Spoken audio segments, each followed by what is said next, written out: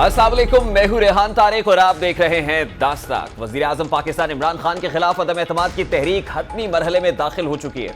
Speaker कौमी assembly ने अदम एतमाद पर ऐवान की कार्रवाई हफ्ते और इतवार को जारी रखने का फैसला कर लिया है और इजलास की कार्रवाई के पहले 2 रोज बहस होगी, जबकि 3 अप्रैल को अदम एतमाद पर वोटिंग होगी। अदम एतमाद ऐवान के एजेंडे में शामिल होने के बाद ऑपोजिशन और हुकूमत दोनों ने अपने पत्ते शो करने का आगाज कर दिया है। मुस्लिम लीग काफ की जानिब से हुकूमत का साथ देने के ऐलान के बाद ऑपोजिशन जमातों ने बलूचिस्तान अवामी पार्टी के हमरा प्रेस कॉन्फ्रेंस की। आज भी ऑपोजिशन जमातों ने बलूचिस्तान से आजाद मेंबर कौमी असम्बली असलम भूतानी की हमरा प्रेस कॉन्फ्रेंस की। इस सारी सूरत हाल में इत्तेहादी जमातों में भी इख्तलाफात नुमायां हो रहे हैं। जहां बाप पार्टी से जुबैदा जलाल नाराज हुई हैं, वहीं काफ लीग से तारिक बशीर चीमा की नाराजगी की खबरें भी हैं। इस वक्त के आदाद शुमार के मुताबिक ऑपोजिशन के पास कुल मेंबरान की तादाद 169 है, जबकि हुकूमती मेंबरान की तादाद 172 है। साफ शिकन मरहले पर ऑपोजिशन और हुकूमत दोनों नंबर गेम पर तमाम तवज्जो मरकूज किए हुए हैं, जबकि ऑपोजिशन जमातें काफ लीग को भी टफ टाइम देने की मंसूबाबंदी कर रही हैं। साबिक सदर आसिफ अली जरदारी ने दावा किया है कि हुकूमत के साथ आने से कबल मुस्लिम लीग काफ ने ऑपोजिशन से मिलने की यकीन दहानी कराई। मिठाई भी तकसीम हुई, मगर अगले ही रोज काफ लीग हुकूमत से जाकर मिल गई। साथ ही उन्होंने चैलेंज किया कि अब वजीर आला पंजाब वही होगा जिसका फैसला ऑपोजिशन करेगी, नंबर गेम सिर्फ हमारे पास है। आसिफ अली जरदारी आज अपनी प्रेस कॉन्फ्रेंस में क्या कह रहे थे, उसकी एक झलक आपके सामने रखता है।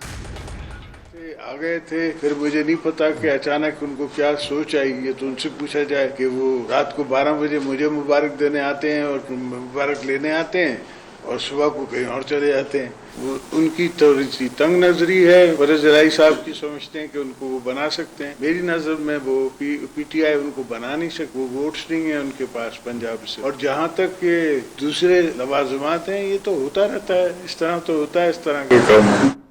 अब सिर्फ पीपल्स पार्टी नहीं बल्कि मुस्लिम लीग नून का भी दावा है कि उनके काफ लीग से मामला तय हो चुके थे। मुस्लिम लीग नून के सीनियर रहनुमा राना सनाउल्लाह खान ने इंकशाफ किया कि उनका कहना है कि चौधरी परवेज इलाही से बात हुई थी कि 9:30 बजे तहरीक अदम एतमाद जमा करा दी जाएगी। कुछ लेट हुए तो 9:31 पर चौधरी परवेज इलाही की कॉल आ गई।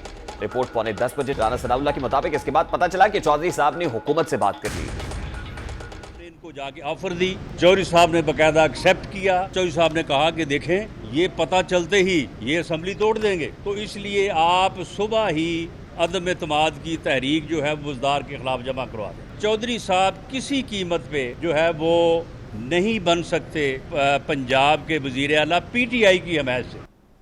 अब मुस्लिम लीग काफ की जानिब से किए जाने वाले मुतनाज़ फैसले को ऑपोजिशन की जानिब से तनकीद का निशाना बनाए जाने के बाद सवालात हैं कि उनका ना खत्म होने वाला सिलसिला शुरू हो गया है। सवाल यह कि ऑपोजिशन की जानिब से वज़ारत आला की निस्बत आसान पेशकश को छोड़कर काफ लीग ने हुकूमत का साथ देने का मुश्किल फैसला क्यों किया है? क्या परवेज इलाही पंजाब के नाराज खिलाड़ियों के लिए भी काबिल कबूल होंगे?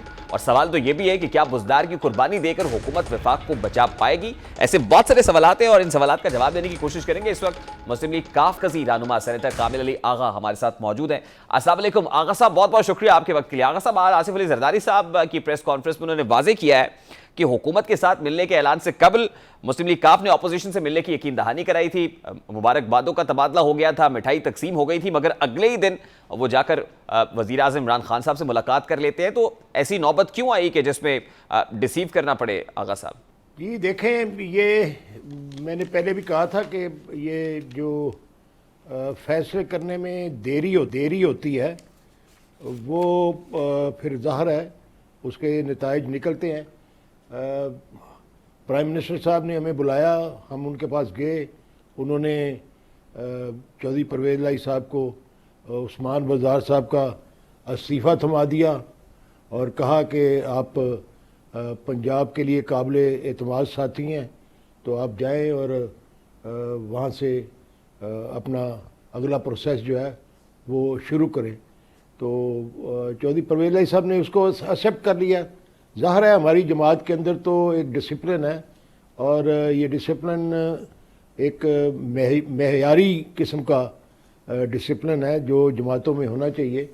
उनके ज़िम्मे पार्लिमानी पार्टी ने फ़ैसला लगाया था, उन्होंने फ़ैसला दे दिया, एक्सेप्ट कर लिया। तो उसके बाद हमने नहीं, लेकिन आगा साहब चौधरी परवेज इलाही ने इस फैसले से पहले अपनी पार्लिमानी पार्टी को एतमाद में लिया था। अंदर अपना जी बिल्कुल लिया था जी। वो तो हमारा तो ये प्रोसेस जो है पिछले तकरीबन 20 दिन से चल रहा है। तो क्या ये 8 तारीख तारिक से बशीर चीमा साहब को मालूम नहीं थी, मुसलसल जिन्होंने रोजाना की काबीना से बुनियाद इस्तीफा पे दे दिया हमारी आगा साहब? पार्लियामेंट्री पार्टी का ये हमारे घर का मामला, उनकी कुछ रिजर्वेशंस हैं, वो इंशाल्लाह उसके ऊपर हम काबू पा लेंगे। और चौधरी तारिक बशीर चीमा साहब हमारे, आपको पता है, जनरल सेक्रेटरी हैं, मरकजी जनरल सेक्रेटरी हैं हमारी जमात के। तो इंशाल्लाह वो हमारे साथ चलेंगे। उनके कुछ तहफ़्फ़ुज़ात थे, वो बावलपुर सूबा जो है वो उसकी जो है उसका बिल पेश करवाना चाहते थे। वो कल जाते ही हमने उसके ऊपर बात की प्राइम मिनिस्टर पाकिस्तान के साथ, और प्राइम मिनिस्टर पाकिस्तान ने उसी वक्त शाह महमूद कुरैशी साहब की ड्यूटी लगाई कि बहावलपुर सूबे का बिल भी फौरी तौर पे असम्बली में पेश कर दिया जाए। तो इंशाल्लाह तो उसके ऊपर भी अमल दरामद हो जाएगा। उनकी ये जो रिजर्वेशन है वो भी इंशाल्लाह ख़त्म हो जाएगी। बाकी मामला जो हैं उनके साथ राब्ते जारी हैं। इस वक्त भी जब मैं आपके साथ बात कर रहा हूँ, चौधरी शुजात हुसैन साहब की और तारिक बशीर चीमा साहब की मुलाकात जारी है। तारिक बशीर चीमा साहब की तो स्टेटेड पोजीशन है, और मीडिया पर आकर उन्होंने कह दिया कि उनका वोट ऑपोजिशन के पलड़े में ही होगा, वो इमरान खान साहब को वोट नहीं करेंगे। और बड़े एग्रेसिव ट्वीट था जो उन्होंने कल किया, और ना सिर्फ ये ट्वीट की बल्कि ऑन रिकॉर्ड उनका स्टेटमेंट मौजूद है कि वो तो ज़ाहिर है वो देंगे।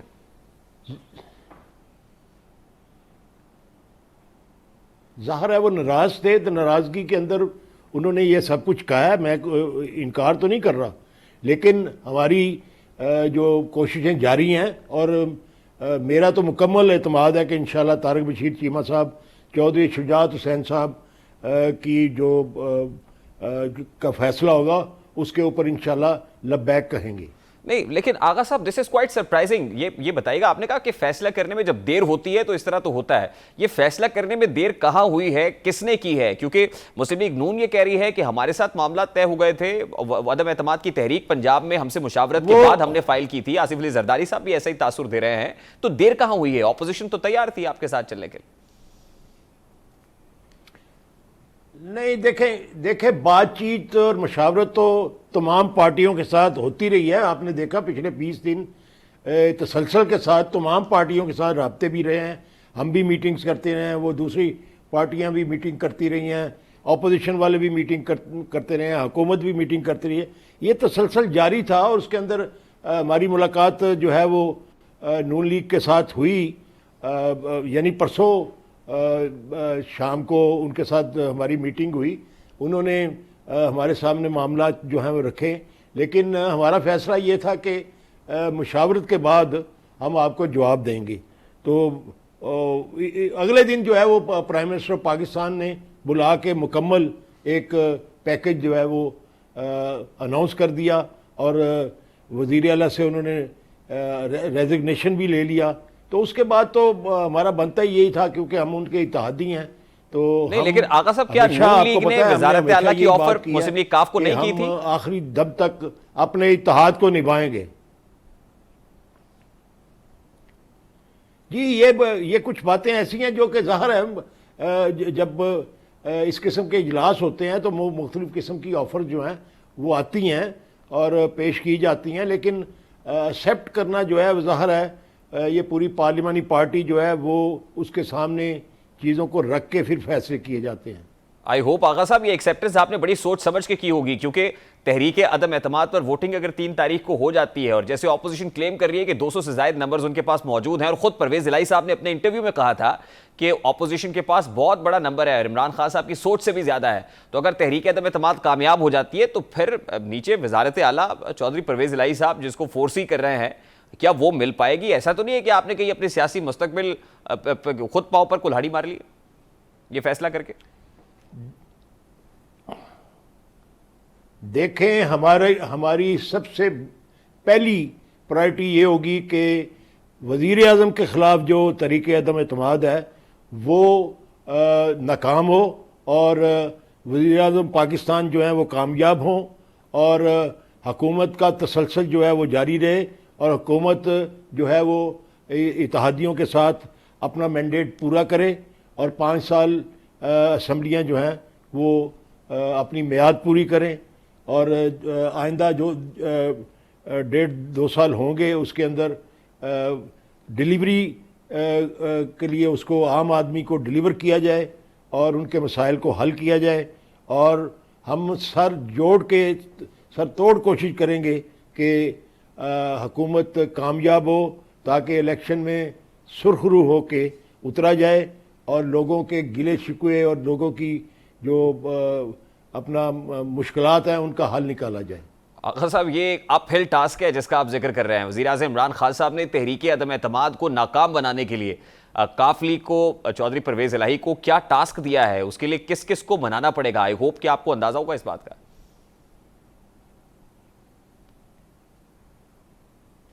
जी, ये सारी चीज़ें हमारे ज़ेरे गौर हैं और हम इस सियासत को अल्हम्दुलिल्लाह हम पुराने खिलाड़ी हैं, नए खिलाड़ी तो नहीं हैं। इंशाअल्लाह हमारी क़यादत के अंदर ये काबिलियत है कि वो सूबे को भी संभाल सकते हैं और मरकज़ को भी सपोर्ट कर सकते हैं और इंशाअल्लाह कामयाब पॉलिसियों के ज़रिए हमारे चौधरी परवेज़ इलाही ने जब वो 5 साल वज़ीर आला थे वो पॉलिसियाँ चलाई कि लोग गली कूचे में उनकी तारीफ़ करते हैं, लोग फैज़ याब हो रहे हैं, लोग मुस्तफ़ीद होते हैं और चौधरी परवेज़ इलाही को और चौधरी शुजात हुसैन साहब को दुआएं देते हैं।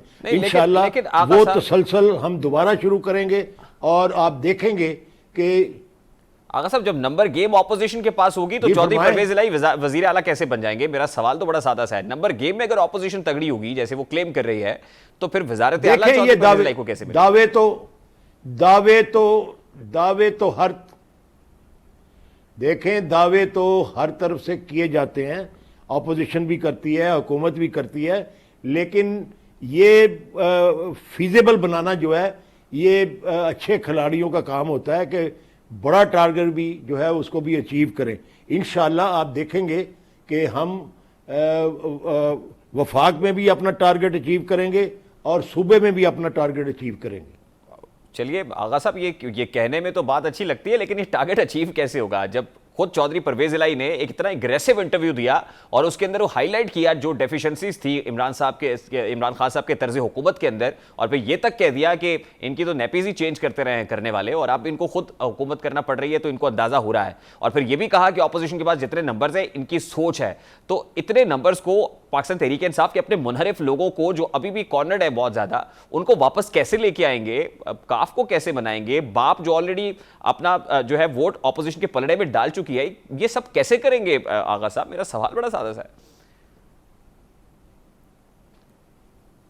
देखें, चौधरी परवेज इलाही साहब की अनाउंसमेंट के बाद आपने देख लिया है कि नून लीग के लोग भी जो हैं उन्होंने भी चौधरी परवेज इलाही साहब की हिमायत का ऐलान किया है और जो दूसरे ग्रुप हैं, जो जंगीर तरीन ग्रुप है, उनके लोग भी आके चौधरी परवेज इलाही साहब की हिमायत का ऐलान कर रहे हैं और आके मुलाकातें कर रहे हैं।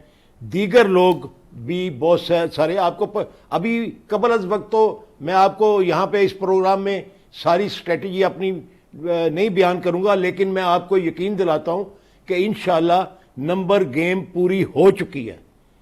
ये आज की मैं आपको खबर बता रहा हूँ, मुकम्मल हो चुकी है इंशाअल्लाह ताला, और जो टारगेट है उसको अचीव करेंगे, उससे बढ़ के वोट लेंगे इंशाअल्लाह। आई होप कि मरकज में नंबर गेम पूरी होने का दावा आप कर रहे हैं। अगर मरकज में नंबर गेम पूरी है तो क्या 172 वोट पूरे हैं, 173 है? कितने वोट्स इस वक्त हैं जो हुकूमत के साथ हैं आगा साहब?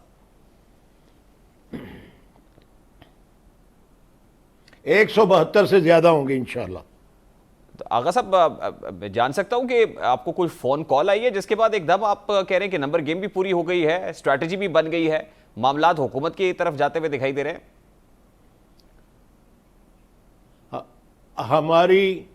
हमारी जमात को फ़ोन कॉल्स की और इशारों की ज़रूरत नहीं होती। हमें सिर्फ एक इशारा चाहिए होता है, वो इशारा चौधरी परवेज इलाही साहब का और चौधरी शुजात हुसैन साहब का होता है। जो चौधरी शुजात हुसैन साहब फैसला कर देते हैं, हम सर तोड़ कोशिश करते हैं और अल्लाह के फजल करम से हम अपने टारगेट अचीव करते हैं। आगा साहब, आप बड़े सीजन पॉलिटिशियन है, जीरक सियासतदान है, ये कहिएगा कि eight this point in time जो पॉलिटिक्स हो रही है, क्या उसमें कोई फोन कॉल्स का ताल्लुक है या आपको लगता है कि वो न्यूट्रलिटी अभी इंटैक्ट है?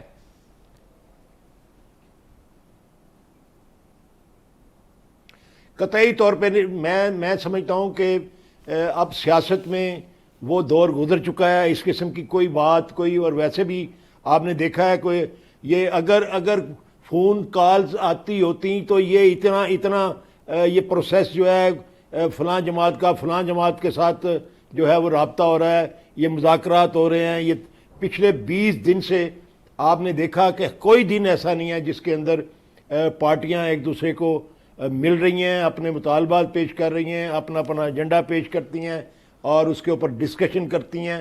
पहले तो जब फ़ोन कॉल्स आया करते थे उस वक़्त तो किसी को पता भी नहीं चलता था कि क्या हो गया और रातों रात जो है पूरा सिनेरियो तब्दील हो जाता था। ये सारा प्रोसेस जो चल रहा है इसके अंदर कभी एक आज आपने मेरे साथ बात की है फ़ोन कॉल की, इससे पहले तो इसका तस्करा भी ख़त्म हो चुका हुआ है। और आप यकीन करें कि किसी किस्म की कोई फ़ोन कॉल का ना इंतज़ार किया जा रहा है किसी जगह पे, ना किसी को आ रही है और ना इंशाल्लाह ताला आएगी। ये तमाम पार्टियां अपने फैसले खुद करेंगी और ये बड़ा सेहतमंद जो मैं समझता हूँ माहौल बना हुआ है कि पॉलिटिक्स जो है वो एज ए पॉलिटिक्स जो है वो चल रही है और आगे बढ़ रही है और इंशाल्लाह ये सिलसिला आगे चलेगा और जमहूरियत फले फूलेगी और ये पार्लिमानी निज़ाम जो है ये मजबूत होगा। आगा साहब, इससे पहले काफ लीग की जानिब से कहा गया कि हुकूमती इत्तेहादी कंसेंसस के साथ फैसले करेंगे। आज MQM के आला क़यादत की मुलाकात हुई वज़ीर आज़म से। MQM का रोल बड़ा क्रूशल है, 7 सीटें उनकी भी हैं मरकज़ में। क्या MQM हुकूमत के साथ चलने के लिए तैयार हो गई?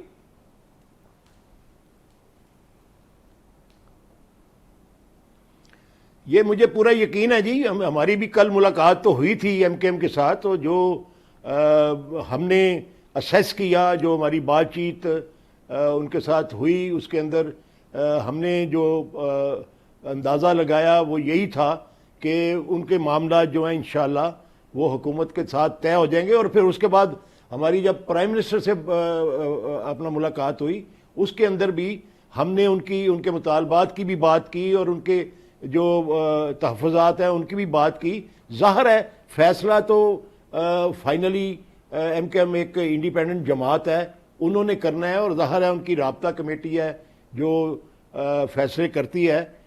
एक मुकम्मल खुद मुख्तार जमात के फैसले इसी तरह हुआ करते हैं, लेकिन हम तो अंदाज़ा लगा सकते हैं कि वो इंशाअल्लाह ताला हुकूमत के साथ चलेंगे और इंशाअल्लाह तरीके अदम एतमाद में वो वज़ीर आज़म का साथ देंगे। आगा साहब, इस्लामाबाद जलसे में वज़ीर आज़म इमरान खान साहब ने ख़त अपनी जेब से निकाला और लहराया।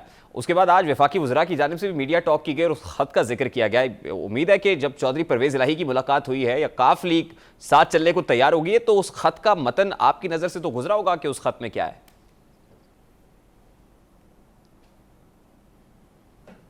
नहीं, कतई तौर पे नहीं जी। वो प्रोडक्टिव है वज़ीर आज़म पाकिस्तान का कि वो उसको कब पब्लिक करते हैं या नहीं करते।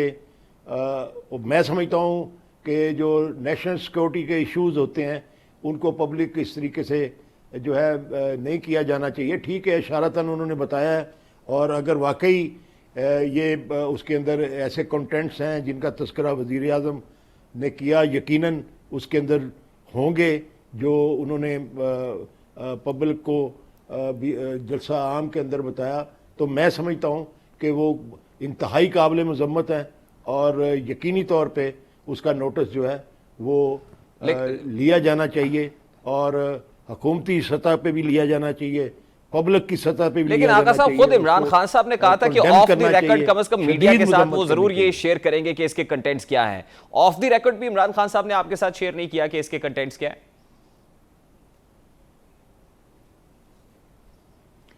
नहीं, देखें कल जो हमारी मुलाकात थी उसके एजेंडे में ये बात शामिल नहीं थी। वो तो हम गए हैं मुलाकात के लिए, तो उन्होंने जाते ही हमें ये सारा पैकेज जो है वो अनाउंस कर दिया और फिर उसके बाद उन्होंने मुबारकबाद दी चौधरी परवेज़ लाई साहब को और गो अहेड दिया। मैं समझता हूँ कि वो पॉइंट इन इशू नहीं था कल की मुलाकात में। अच्छा आगा साहब, लास्टली ये फरमा दीजिएगा कि आपको नहीं लगता कि काफ लीग इस डिसीजन के साथ बंद गली में चली गई है? तहरीक अदम एतमाद अगर नाकाम होती है, कामयाब हो जाती है वज़ीर आज़म के खिलाफ, तो ऑब्वियसली काफ लीग बड़ी कॉर्नर्ड हो जाएगी, उसके बाद फिर कोई भी ऑप्शन नहीं बचेगा। डोंट यू थिंक कि ये बंद गली में जाने का फैसला काफ लीग ने कर लिया है?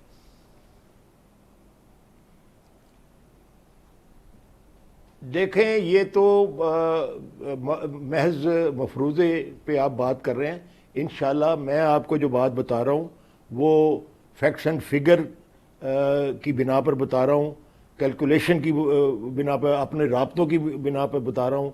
हमारी ज़ीरक क़यादत जो है उसके राब्ते जो हैं वो ढके छुपे नहीं होते, उनके राब्ते तसलसल वाले होते हैं। और ज़ाहिर है जिस क़यादत के भी राब्ते जो हैं वो उनके अंदर तसलसल होता है, वो ऑथेंटिकेटेड होते हैं और बाएतमाद होते हैं। और इंशाअल्लाह ताला आप देखेंगे कि चौधरी परवेज़ लाई जो है वो टारगेट, सबसे पहले मैंने आपको ये बताया कि मरकज़ में जो तहरीक अदम एतमाद है वो हमारी सबसे बड़ी प्रायोरिटी है। और हम जब हमने ऐलान किया है कि हम वज़ीर आज़म की हिमायत करेंगे, हुकूमत के साथ चलेंगे, तो इंशाअल्लाह आप देखेंगे कि इसके बाद वाज़े जो है वो अक्सरियत नजर आएगी। साहब बस क्विकली ये बता दें कि कितने दिन में चौधरी परवेज़ लाई और आप ये टारगेट डिलीवर कर देंगे वज़ीर आज़म साहब को?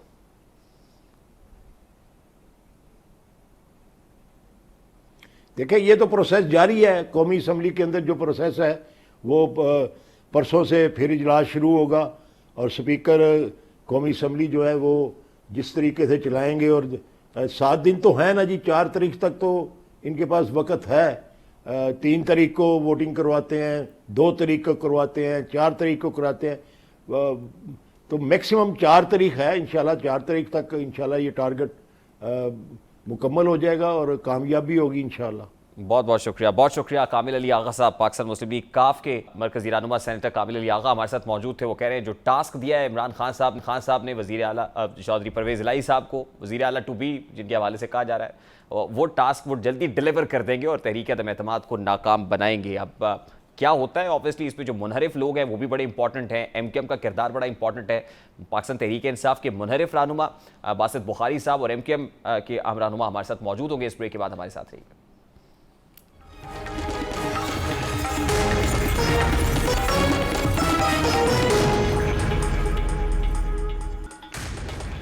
Welcome back. मुल्क में जारी सियासी शतरंज के खेल में MQM की 7 नशस्तों को खासी अहमियत हासिल हो गई है। ऑपोजिशन और हुकूमत सरतोड़ कोशिश में है कि MQM की हिमायत हासिल करके अपनी बर्तरी को हतमी कर लिया जाए। गुज़श्ता एक हफ्ते के दौरान तकरीबन रोजाना की बुनियाद पर हुकूमत और ऑपोजिशन की वफूद MQM के रहनुमाओं से मुलाकातें कर रहे हैं। सीनियर हुकूमती वज़रा की एक टीम ने MQM से मुलाकात की और दावा किया कि बातचीत हतमी मराहिल में दाखिल हो गई है, जबकि आसिफ अली जरदारी भी दावा कर रहे हैं कि उन्हें MQM से खुशखबरी। इस हवाले से दोनों तरफ से क्या दावे किए जा रहे हैं, जरा उसकी एक हल्की सी झलक आपके सामने रख रहे हैं। बड़ा फैसला कौन होगा और मुझे नहीं मालूम क्या होगा। MQM से जब वो महाजर स्टूडेंट ऑर्गेनाइजेशन थी मेरे तल्लकात थे, लेकिन मैं मुज़ाकराती कमेटी में नहीं हूँ जो MQM से मुज़ाकरात करे। उनसे भी डायलॉग है, उनने भी हमसे वादे किए हुए हैं। उस पर डायलॉग पे CM सिंध और CM और सिंध की कैबिनेट आई हुई है, उनसे डायलॉग कर रही है। इंशाल्लाह वहाँ से भी अब कुछ अच्छी खबर है। आसिफ अली जरदारी कह रहे हैं कि उनकी तरफ से कोई अच्छी खबर आएगी, उनका वोट ऑपोजिशन के पलड़े में होगा। शेख रशीद ये कह रहे हैं कि हतमी मराहिल में मामला दाखिल हो गया MQM के साथ, लेकिन MQM का वोट किसके पलड़े में होगा, इस हवाले से MQM का अहम जो इजलास है वो इस वक्त भी जारी है। हम कोशिशें कर रहे हैं कि MQM का पॉइंट ऑफ व्यू ले सके, लेकिन इजलास इस वक्त जारी और ऑब्वियसली इस मुशावरती इजलास के अंदर अहम फैसला भी सामने आ जाएगा कि बिल आखिर MQM किस पलड़े में अपना वोट डालेगी। लेकिन उससे पहले क्योंकि बड़ा इंपॉर्टेंट हो गए हैं पाकिस्तान तहरीक इंसाफ के मुनहरिफ लोग भी, पाकिस्तान तहरीक इंसाफ जो क्लेम कर रही है कि मुनहरिफ लोगों में से भी लोग उनकी तरफ आना शुरू हो गए हैं। इस वक्त हकीकत क्या है eight this point in time, Makhdoom Basit Bukhari साहब पाकिस्तान तहरीक इंसाफ के मुनहरिफ रहनुमा हमारे साथ मौजूद हैं, उनसे बात करते हैं। अस्सलाम वालेकुम बुखारी साहब, बहुत बहुत शुक्रिया आपके वक्त के लिए। आप फरमाइएगा कि मुस्लिम लीग काफ की जानिब से वज़ारत आला की ऑफर कबूल करने के बाद जो फैसला किया गया कि तहरीक अदम एतमाद में वो हुकूमत का साथ देंगे, MQM का मुशावरती इजलास भी जारी है, तहरीक अदम एतमाद का क्या मुस्तकबिल देख रहे हैं आप? बिस्मिल्लाहिर्रहमानिर्रहीम। पहले तो मैं आपको ये बता दूं रेहान साहब के हमारी तादाद मुकम्मल है। ठीक है ना, ठीक है ना जी। जितने हम एमएनएज हैं, हम तकरीबन 25 प्लस एमएनएज हैं और ऑन बोर्ड हैं। हम रोजाना रात को इकट्ठे होते हैं और हमारा मंशूर एक ही है, इस गवर्नमेंट से निजात दिलाना। रहा सवाल एमक्यूएम का और काफ लीग का, चौधरी परवेज अलही साहब, चौधरी शुजात साहब से हमारा खानदानी ताल्लुक है, मेरे काबिल एहतराम है, मगर आपको कुछ अच्छे सरप्राइज मिल जाएंगे। और रही बात एमक्यूएम की, आप जरा वक्त का इंतजार तो कर लें, सारी चीजें आपको लाइन अप नजर होती आएंगी। काफ लीग से किस सरप्राइज की बात कर रहे हैं आप बुखारी साहब? क्योंकि पाकिस्तान मुस्लिम लीग नून की जानिब से भी प्रेस कॉन्फ्रेंस, राना सनाउल्लाह साहब ने कहा कि हमारे साथ मामला तय हो गए थे, फिर बनी गाला में मुलाकात हो गई। आसिफ अली जरदारी साहब कहते हैं कि हमसे मुबारकबादें वसूल कर ली गई, मुबारकबादें, उसका तबादला हो गया, अगले दिन जाकर मुलाकात हो जाती है। तो आपको उम्मीद है कि काफ लीग अभी भी कोई सरप्राइज बाकी है जो देगी? देखें, मैंने पहले भी अर्ज कर दिया है कि आपको सरप्राइज मिलेगा। नहीं, लेकिन वो सरप्राइज काफ लीग से होगा, मैं ये पूछ रहा हूं। जी, इधर से ही होगा। अच्छा, बड़ी इंपॉर्टेंट बिटवीन द लाइंस आप क्या कहने की कोशिश कर रहे हैं? देखिए, अभी उस्मान बुज़दार साहब के ऊपर आपके बड़े रिजर्वेशंस थे, उस्मान बुज़दार से इस्तीफे की बात हो रही है। हमने इस करप्ट निजाम से, करप्ट वजीर आजम से, करप्ट वजीर आला से निजात अवाम को दिलाना है। आपको मैं कह रहा हूँ काफ लीग से आपको बड़ा अच्छा सरप्राइज मिलेगा, मैं दावा कर रहा हूँ अल्हम्दुलिल्लाह। नहीं, लेकिन अपेरेंटली तो यही लग रहा है कि चौधरी परवेज इलाही साहब ने वजारत आला की ऑफर कबूल कर लिया और उनको नया टास्क भी मिल गया है। सर, अब का जो अंदाज है वो क्रिकेटर ज्यादा है और सियासी कम है, तो सियासतदान सियासी लोगों से ताल्लुक रखते हैं। ठीक है, यानी आप ये कह रहे हैं कि काफ लीग का कोई ताल्लुक निभाने की कोई बात नहीं हुई है और ये जो कुछ दिख रहा है ऐसा नहीं है। चलिए आगे चलते हैं सर। ये जो कुछ हो रहा है इस वक्त eight this point in time, क्योंकि जिस तरह लम्हा ब लम्हा पॉलिटिकल सिचुएशन इवॉल्व हो रही है, तब्दील हो रही है, उसमें आपको कितने इम्कानात लग रहे हैं कि जो बाकी इत्तेहादी हैं, अगर एमकेएम की बात कर ली जाए या काफ लीग है, तो फॉर्मली को अनाउंसमेंट भी करेंगे ऑपोजिशन के साथ चलने की? मैं आपको बता तो रहा हूं, आप अच्छे की उम्मीद रखें। मामला देखें, मैं आपको बुनियादी एक चीज बता दूं। अब एमक्यूएम की बात कर रहे हैं, पीटीआई ने ही एमक्यूएम की सीट्स ली थी ना, नून लीग ने तो नहीं ली थी, पीपल्स पार्टी ने तो नहीं ली थी, और सिंध में गवर्नमेंट पीपल्स पार्टी की ही है ना। कुछ चीजें जो होती है ना जी, वो फैक्ट्स और फिगर पे देखी जाती हैं।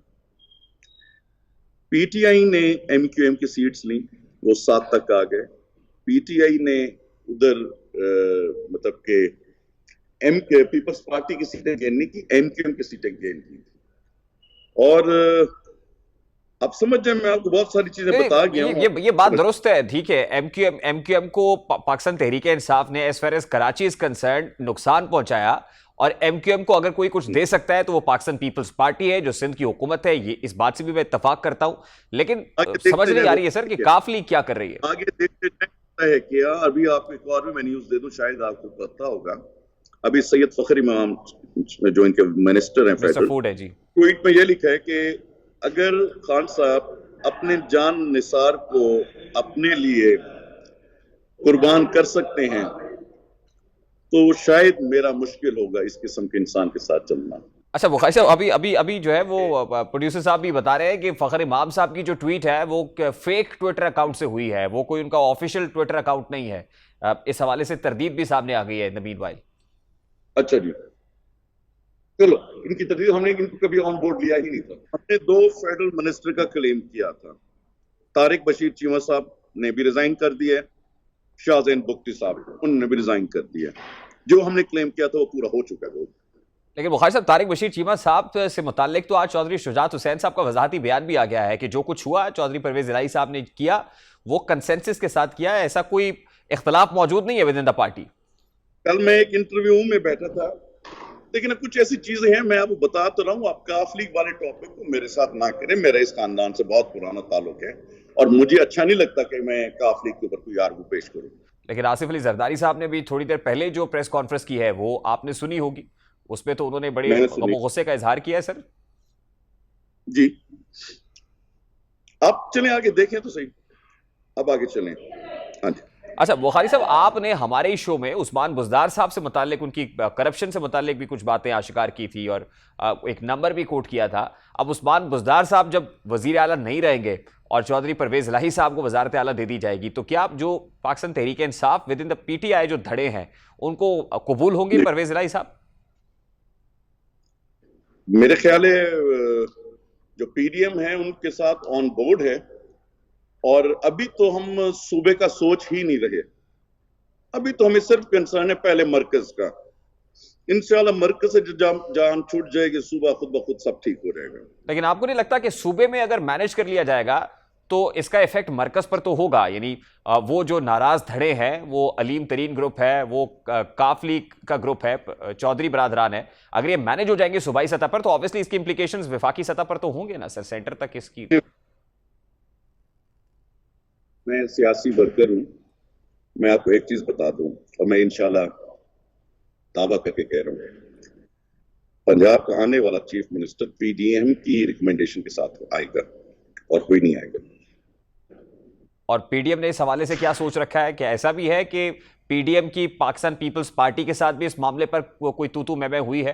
क्योंकि गारंटर थे आसिफ अली जरदारी साहब, मौलाना फजलुर रहमान साहब, क्योंकि नून लीग के साथ काफ लीग के जो मामला तय हो रहे थे नहीं हो पाए, गारंटर आसिफ अली जरदारी और मौलाना फजलुर रहमान थे, आपस में भी कोई ट्रस्ट डेफिसिट हो गया है ऑपोजिशन का? देखिए, मैंने कहा है ना कि PDM का रिकमेंडेशन के बाद चीफ मिनिस्टर आएगा, और वो चीफ मिनिस्टर नहीं बनेगा। वो चीफ मिनिस्टर मुस्लिम लीग नून से होगा? कोई भी हो सकता है। बुखारी साहब, अब 3 तारीख को इस पर वोटिंग होने जा रही है, जैसे आज शेख रशीद साहब ने कहा, आप ईवान में मौजूद होंगे, आपके साथ जी 3 तारीख भी संडे बनता है, बेशक वो कल कराने वोटिंग, हम तैयार बैठे हैं, हमारा होमवर्क मुकम्मल हो चुका है। आपके पास इस वक्त टोटल नंबर क्या है सर, अगर नंबर गेम की बात की जाए? 200 प्लस 200 प्लस लोग इमरान खान साहब के अगेंस्ट उस दिन वोट देंगे, और अभी सुप्रीम कोर्ट का लार्जर बेंच भी समाअत कर रहा है 63A के ऊपर, no matter what the consequences are. Sir सारी तैयारी हो चुकी है हमारी। Bukhari sahab, lastly anything you have to say to Imran Khan sahab at this point in time?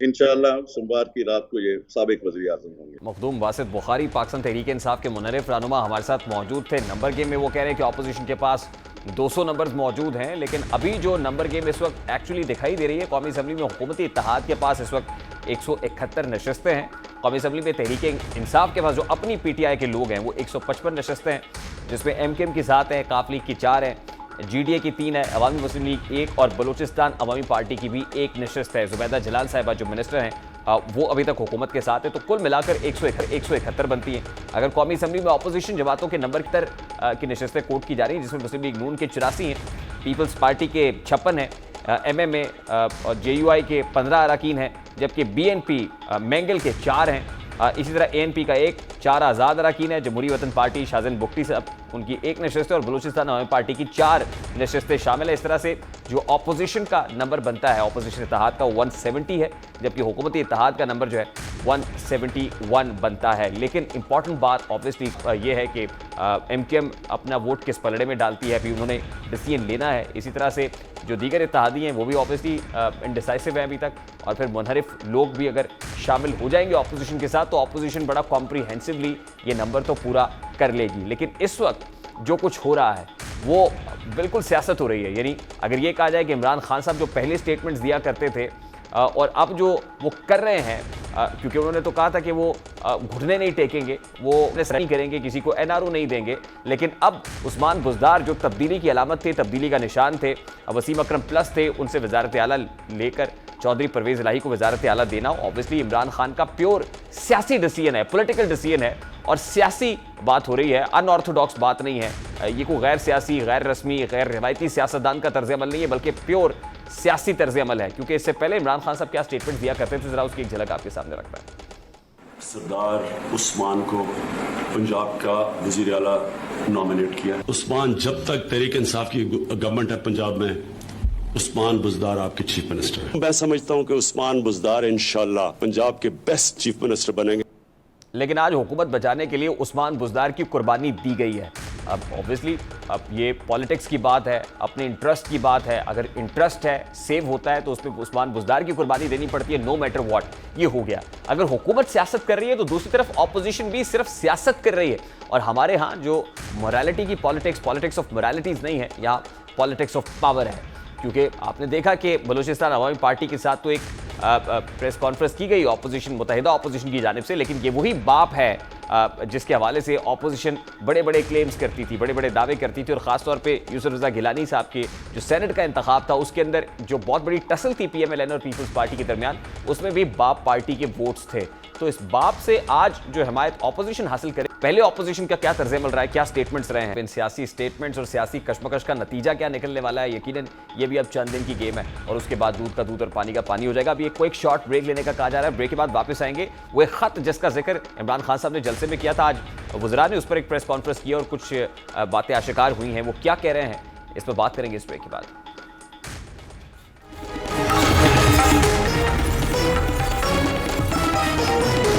Welcome back. आगे बढ़ने से पहले आपको खबर दें कि वज़ीर-ए-आज़म इमरान खान साहब ने पार्टी अरकान को एक मरासला जारी किया है, जिसमें वाज़ेह तौर पर कहा है कि वोटिंग के दिन कोई भी रुकन असम्बली के अंदर मौजूद नहीं होगा। अगर पार्टी सरबराह की हिदायत की खिलाफ वर्जी की जाती है तो उन पर आर्टिकल 63A का नफाज होगा। अब बड़ी इंपॉर्टेंट बात यह है कि मरासला जारी कर दिया गया है एक ऐसे वक्त में जब सुप्रीम कोर्ट का लार्जर बेंच 63A की तशरीह पर समाअत कर रहा है और honourable chief justice of Pakistan के इस पर रिमार्क्स थे, जिसमें कहा गया था कि किसी को भी वोटिंग से नहीं रोका जा सकता है। रुकन कौमी असम्बली का ये हक है कि वो वोट कास्ट करे, उसको रोकना जो है वो अनकॉन्स्टिट्यूशनल होगा, आर्टिकल 95 की भी खिलाफ वर्जी होगी। तो इसमें किस कैपेसिटी में इमरान खान साहब अपने लोगों को रोक सकते हैं, कदगन लगा सकते हैं अरकान कौमी असम्बली पर कि वो ना जाएं और जाकर वोट कास्ट ना करें, जो उनका बुनियादी हक है और आईन पाकिस्तान कन्फर करता है। बहरकैफ पाकिस्तान में सियासी अफरा तफरी, नंबर गेम और सियासी शतरंज के बीच पैसों के जरिए मुंतखब मेंबरान की हमदर्दियां समेटने के इल्जामात के बाद हुकूमत को गिराने के लिए आलमी साजिश का संगीन दावा किया जा रहा है। पाकिस्तान तहरीक इंसाफ ने हुकूमत के खिलाफ साजिश का इल्जाम बराह रास्त साबिक वज़ीर-ए-आज़म नवाज शरीफ पर आयद कर दिया है। वज़ीर-ए-आज़म पाकिस्तान इमरान खान ने सरप्राइज जलसा आम में आवाम के सामने एक खत लहराकर ऐलान किया कि उनकी हुकूमत को गिराने के लिए आलमी सतह पर साजिश तैयार की गई है और उनके पास इस साजिश के तमाम तर सबूत मौजूद हैं। ये सबूत रिकॉर्ड सहाफ़ियों के सामने रखेंगे। मैं इल्जामात नहीं लगा रहा, मेरे पास जो ये खत है ये सबूत है, धमकियां मिल रही हैं। बैरूनी साजिश की ऐसी बहुत सी बातें हैं जो मुनासिब वक्त पर और बहुत जल्द सामने लाई जाएंगी। हमारे पास जो सबूत है हर चीज को मैं जाहिर कर रहा हूँ। कोई भी शक कर रहा है ना इस मेरे खत के ऊपर, मैं उनको दावत दूंगा ऑफ द रिकॉर्ड, लेकिन मैं आपको खुद देख सकेंगे कि ये मैं किस किस्म की बात कर रहा हूँ। आज हुकूमत की जानिब से दावा किया गया कि इस्लामाबाद जलसे में वज़ीर-ए-आज़म इमरान खान के लहराए गए खत में तहरीके अदम एतमाद कामयाब ना होने की सूरत में खौफनाक नताइज की धमकी दी गई। कानूनी बंदिशों के बायस मरासला आला सियासी और अस्करी क़यादत से शेयर किया गया है, ताहम अगर चीफ जस्टिस ऑफ पाकिस्तान ये खत मंगवाएंगे तो वो उनसे शेयर कर लेंगे। साथ ही हुकूमत ने साबिक वज़ीर-ए-आज़म नवाज शरीफ पर इसराइली सफ़ीर से मुलाकात करने और इस मरकजी किरदार अदा करने का इल्ज़ाम भी आयद किया है। मुरासले की तारीख जो है अदम एतमाद तहरीक पेश होने से पहले की, अभी अदम एतमाद की तहरीक पेश नहीं हुई थी और उससे पहले यह मुरासला आया है। दो टोक अल्फाज के अंदर यह भी लिखा जा रहा है कि अगर अदम एतमाद की तहरीक कामयाब नहीं होती, इमरान खान वजीर आजम रहते हैं, खौफनाक इसके नताइज आ सकते हैं। बैरूनी हाथ और अदम एतमाद की तहरीक आपस में मिले हुए हैं। प्रिंसिपल कैरेक्टर हैं ऑपोजिशन की तरफ से, वो तो नवाज शरीफ हैं। वो बाहर बैठे हुए, उनकी मुलाकातें होती रही हैं, गैर मुल्की एजेंसियों के साथ भी होती रही हैं और किन किन ममालिक के एजेंसियों के साथ होती रही, वो भी आपको सब पता है। मैं इसीलिए उस वक्त सबको कह रहा था नवाज शरीफ को बाहर ना जाने दो, क्योंकि इस तरह के लोग जब बाहर चले जाते हैं वो इंटरनेशनल एस्टैब्लिशमेंट का एक स्टूट बन जाते हैं, वो उनके अलाकार बन जाते हैं। हुकूमत ने मरासला चीफ जस्टिस ऑफ पाकिस्तान से शेयर करने का ऐलान किया है। उसूली तौर पर मरासला तो अपने सफ़ीर का लिखा गया होता है, क्या ये पाकिस्तानी सफ़ीर ने हुकूमत को लिखा है? हुकूमती दावे के मुताबिक मरासला आला सियासी और अस्करी क़यादत के सामने रखा गया। अब सवाल यह है कि आला क़यादत ने उन्हें क्या मशवरा दिया? क्या मशवरा ये था कि मरासले को अवाम के सामने रखा जाए या चीफ जस्टिस ऑफ पाकिस्तान के सामने पेश किया जाए? लेकिन हुकूमत के अपने बयानात में वाज़ेह तज़ाद भी दिखाई दे रहा है। हुकूमत का मौक़िफ़ है कि ख़त कहाँ से आया, हम इस पर बात नहीं करेंगे, किसने लिखा ये भी नहीं बताएंगे, लेकिन बैरूनी हाथ मुलव्वस और अदम एतमाद से मुताल्लिक़ है। क्या ये ख़त खुद साख्ता कहानी है, ये आवाम में मकबूलियत हासिल करने का रास्ता है? क्या आवाम को डिस्ट्रैक्ट किया जा रहा है? इस हवाले से ऑपोजिशन रहनुमाओं की भी अपने स्टेटेड पोजीशन है। शाहिद खान अब्बासी और दीगर ऑपोजिशन ज़ोमा क्या कहते हैं वो भी आप है।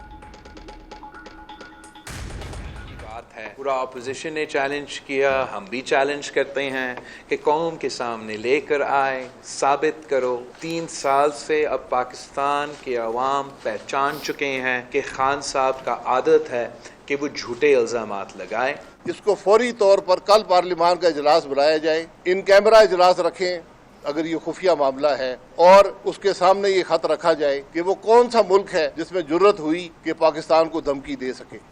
प्रोग्राम के वक्त अपने इंतजाम को पहुंचे, आपसे मुलाकात होगी इंशाल्लाह कल।